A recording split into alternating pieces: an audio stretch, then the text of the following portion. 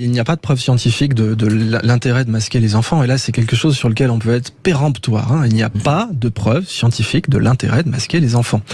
Alors, on avait entamé cette... Et pourtant, on l'entend du matin au soir de la part des princes qui nous gouvernent. Oui, mais pas dans certains pays. Et voilà. Donc, alors, on avait un peu évoqué cela. Des expériences de psychologie en Union soviétique démontraient, on s'était beaucoup posé la question quand on a analysé psychologiquement l'Union soviétique, pourquoi, comment les gens pouvaient accepter des directives stupides, mais vraiment stupides. Alors ça pouvait, on leur aurait demandé de danser sur un pied en se tenant le nez, ils l'auraient fait.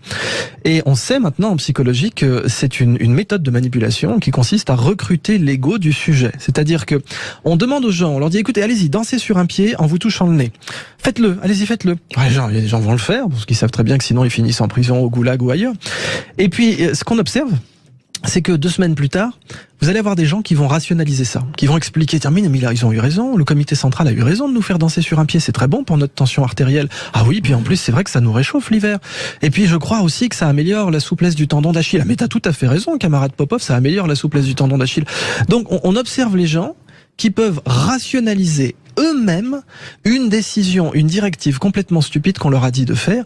Et ça, c'est une technique de manipulation des masses qui est très utilisée, qui fonctionne, qui a été testée. Apparemment, vous dites ça fonctionne pour le masque, là, pour les gosses, moi, pour les enfants. vous allez voir plein de gens, donc j'insiste, d'un point de vue scientifique, il n'y a pas la moindre preuve de l'intérêt du port du masque pour les enfants à l'école, absolument pas. Et quand en plus on croise cela avec les comportements très peu exemplaires que nous avons vus, puisque nous avons vu qui des amis de Marlène Schiappa, qui des politiciens français faire la fête sans masque, se serrer la main, s'embrasser. On a vu Ursula von der Leyen embrasser l'inénarrable Bourla, patron de Pfizer. Voilà. Ouais. Donc bon, on les a vus se faire de gros bisous très mignons et des embrassades et des empoignades. Et à côté, on dit à nos enfants qui sont en plein développement psychologique, qui vont devoir effectivement manger seuls à la cantine avec un masque, etc. Donc, comme disait Philippe Bouvard, si on veut continuer à marcher sur la tête, il va falloir remplacer le gel par du cirage. Mais c'est ce qu'on est en train de faire.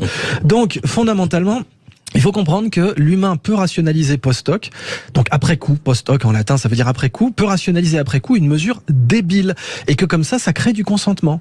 Ça fait que le camarade Popov va vous sortir que danser sur un pied en se touchant le nez, ça permet d'augmenter la souplesse du talon d'Achille alors que c'est juste une mesure débile. Et ça s'appelle la fabrique du consentement. Tout à fait.